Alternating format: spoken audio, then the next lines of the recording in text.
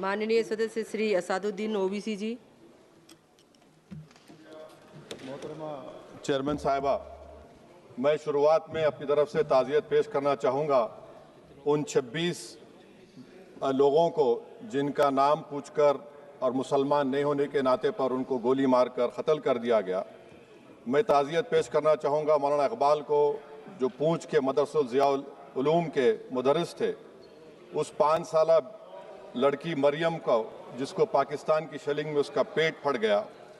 मैं ताज़ियत पेश करना चाहूँगा मैडम ज़ैन अली और उर्वा फातिमा, इन दो जुड़वा भाई बहनों को जिनकी उम्र 14 साल थी।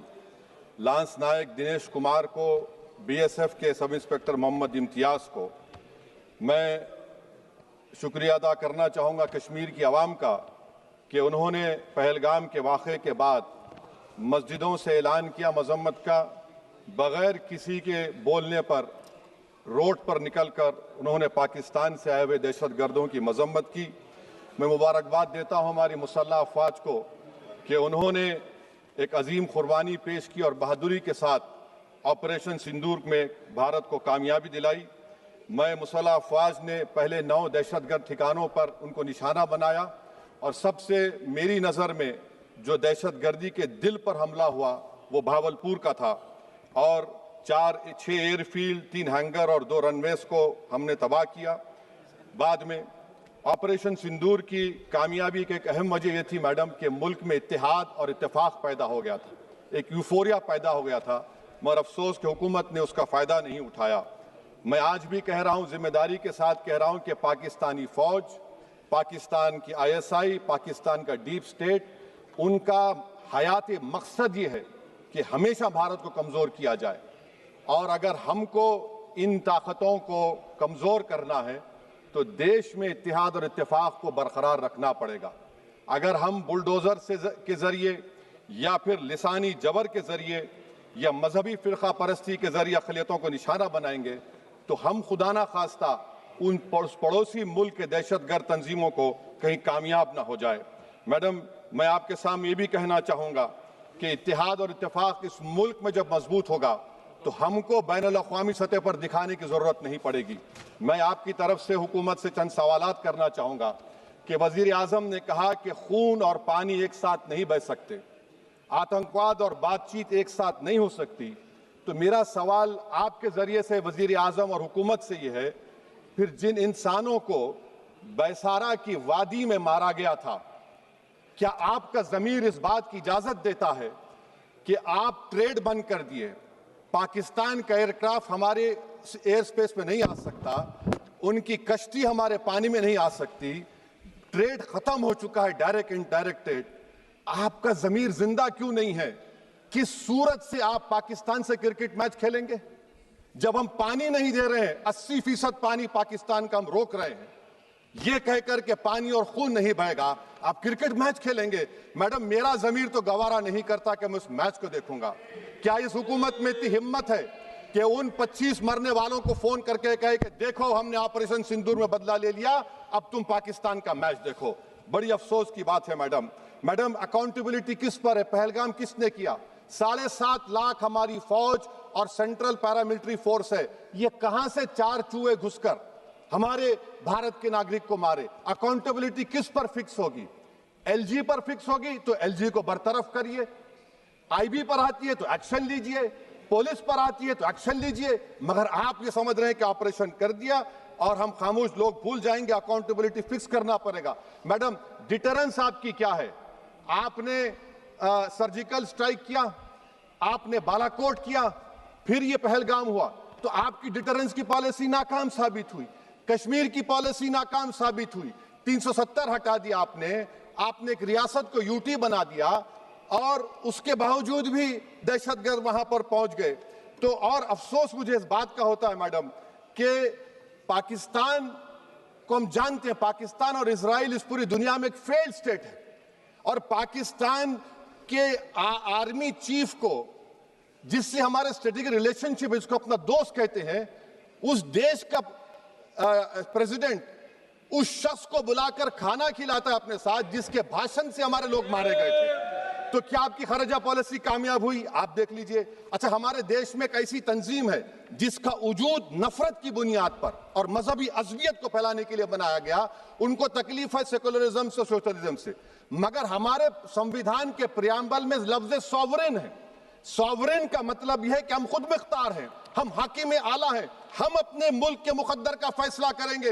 एक गोरा व्हाइट हाउस में बैठकर भारत की सीज फायर का ऐलान करेगा? ये आपका नेशनलिज्म है? अफसोस होता है मुझे सर। मैडम मैं आपसे पूछना चाह रहा हूं कि अगर एक चचा सैम ऐलान कर रहे हैं तो हमारी फौज पर क्या असर पड़ा होगा? हमारे उन पायलटों पर क्या असर पड़ेगा जो नहीं मालूम कितनी ऊपर आसमानों पर भारत की हिफाजत कर रहे हैं? वो नेवी का सिपाही जो समंदर में खड़ा हुआ है, उसको ये नहीं मालूम हो रहा है कि मेरा प्रधानमंत्री ऐलान नहीं किया, एक गोरे ने ऐलान किया। बड़ा ये आपके कैसा होगा ये? मैडम, मेरा सवाल हुकूमत से यह भी है कि हम कोई एडवर्सेरियल कंट्री नहीं है अमेरिका के लिए, हम दोस्त हैं, स्ट्रेटेजिक रिलेशनशिप है। क्या क्या एग्रीमेंट हमने साइन नहीं किया, तो क्या ये दोस्ती निभा रहे हैं? मैडम, मैं हिस्टोरिकल एग्जांपल दे रहा हूं। क्रुश्चेव और टीटो, क्रुश्चेव ने दबाव डाला, टीटो ने कहा मैं नहीं मानता, मैं नैम ज्वाइन करूंगा। मैडम, फ्रांस और यूएसए, डिगोल को जब यूएसए ने दबाव डाला तो डिगोल ने कहा कि तुम दोस्त हो मगर हमारी खारिजा पॉलिसी आजाद ना है। मैडम, वहीं पर आप देखिए गुजराल साहब, जिसको कहते सबसे कमजोर थे, वजीर आजम थे, उन्होंने बहादुरी का मजारा किया, रिफूलिंग करने नहीं दिया। वियतनाम 20 साल यूएसए से लड़ा मगर झुका नहीं, और हम उनको बोल भी नहीं पा रहे। हम तो कोई दुश्मन मुल्क तो नहीं है अमेरिका के, ये आपको समझने की जरूरत है। और मैडम, यहां पर वजीर खारजा ने कहा वो चीन गए, डिप्टी चीफ ऑफ स्टाफ ने कहा कि चीन के इक्विपमेंट एक लाइव लैब था हमारे उनके लिए। क्या आपने कहा चीन को कि तुमने क्यों दिया पाकिस्तान को हथियार? आप नहीं कहे। और मैडम, आप जानते हैं कि रक्षा मंत्री ने कहा कि स्विफ्ट एंड प्रोपोर्शनेट, तो फिर जो इंडोनेशिया मिलिट्री अटैचे ने कहा कि हमको कहा गया मत मारो, हम सेल्फ डिफेंस में भी नहीं मार सकते थे पाकिस्तान को। और अगर आप ट्रंप के बयान को गलत कह रहे हैं कि 5 एयरक्राफ्ट नहीं गिरे, मैं यकीन करता हूं आपकी बात का। आप हमारे पायलट्स को कमेंट करिए ना, हमारे पायलट्स को कमेंट करिए कि हम अपने पायलट्स की तारीफ करते हैं, आप वो भी नहीं करना चाहते। मैं हुकूमत से जानना चाहता हूं मैडम कि क्या फ्रांस ने हमको सोर्स कोड नहीं दिया जिसकी वजह से हमारे एयरक्राफ्ट को क्या नुकसान हुआ? अब मुस्तकबिल में आप हथियार खरीदेंगे तो क्या आप सोर्स कोड हासिल करेंगे? और मैडम, मैं आपको बताना चाह रहा हूं, मेरे सवाल का जवाब हुकूमत दे। हमारे पास सैंक्शन जो स्क्वाड्रन है 42 है, 60 साल के बाद सिर्फ 29 काम कर रहे हैं। पाकिस्तान के पास 25 हैं, चीन के पास 50 से ज्यादा हैं। 11 साल से आप सरकार में हैं, सबमरीन नहीं है, थर्ड एयरक्राफ्ट कैरियर कहां पर है आप बताइए।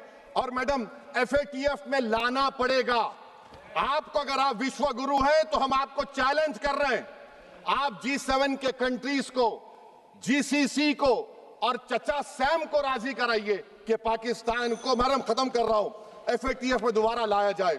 मैडम, ऑल पार्टी मीटिंग हुई, देखिए कितना कॉन्ट्रडिक्शन है केंद्र सरकार में और स्टेट सरकार में। ऑल पार्टी मीटिंग में था, केंद्र सरकार ने कहा कि नहीं, बैसारन मीडोज पर तो कोई जा ही नहीं सकता, जून से पहले इजाजत लेना पड़ेगा। बाद में हमको मालूम हुआ कि साल भर खुला रहता मीडोज सिवाय बारिश और स्नो के। ये कॉन्ट्रडिक्शन है केंद्र सरकार में। वहां पे मैं हुकूमत से मुतालबा करता हूं मैडम आपके जरिए से कि कौमी सिक्योरिटी को, नेशनल सिक्योरिटी को, खारिजा पॉलिसी को, फॉरेन पॉलिसी को राजनीति का मुद्दा मत बनाइए, राजनीति का मुद्दा मत बनाइए। ये हमारे मुल्क में मुफाद होगा, हमारे मुल्क के इत्तेहाद और एकजुटती को आप एक वोट का जरिया मत बनाइए। और मैं एक आखिरी बात पूछ रहा हूं मैडम, क्या चीन ने हमसे कहा था कि सीज फायर कर लो? और कैसे पाकिस्तान ने हमारे पायलट्स की बातों को सुना कि हमारा कम्युनिकेशन एनक्रिप्ट नहीं है? मैडम, आखिर में मैं अपने शेर से इस अपनी बात को खत्म करूंगा कि अपने ही हाथों से सर अपना कटाना है हमें, मादर हिंद पे भेंट चढ़ाना है हमें। किस तरह मरते हैं एहरारे वतन भारत पर, ये तमाशा है जो दुनिया को दिखाना है हमें। ये मैं भारत की उस बहादुर फौज के नाम पे करता हूं, मुसल्ह फौज के नाम पे करता हूं। ये शेर कहने वाला कोई बीजेपी का नहीं था, ये शेर कहने वाले का नाम शेर था, शहीद अशफाकुल्लाह। मैं फिर से हुकूमत से कह रहा हूं, पाकिस्तान टेररिज्म करेगा, आप तैयार हो जाइए। आप चीन से मोहब्बत, कितना इम्बैलेंस हुआ ट्रेड का, कितना इम्बैलेंस हो रहा है चीन से।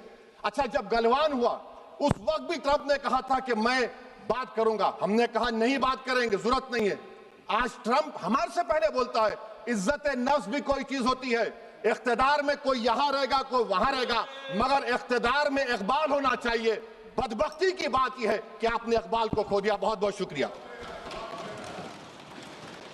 माननीय सदस्य श्री के फ्रांसिस जॉर्ज जी।